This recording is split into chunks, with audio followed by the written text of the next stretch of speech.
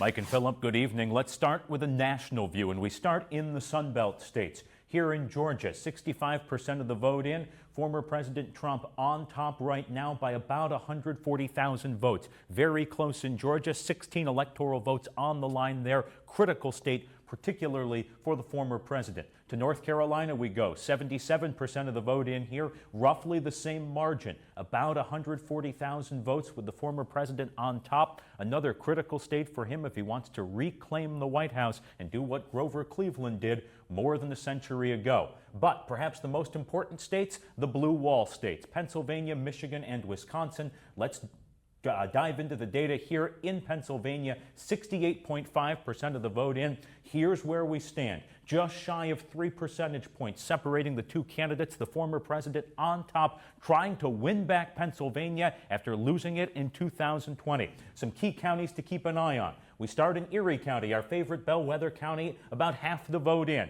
Right now, the vice president with a significant lead, but we're still waiting on half of the data from Erie County, presumably in some of the more rural precincts. Expect this to get decidedly closer before the night is over. To Northampton County we go.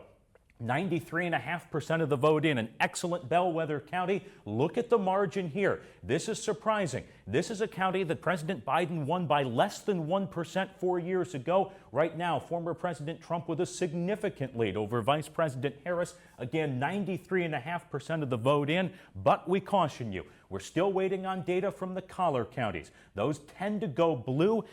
Philadelphia suburbs, a lot of voters there. Just how much do those votes tighten this margin? Is it enough to flip it, or does the former president take back Pennsylvania and potentially cement his road back to the White House? We'll check back in throughout the newscast as the data keeps coming in. For now, though, Ethan Kibbe, Erie News Now. Ethan, thanks. It has been a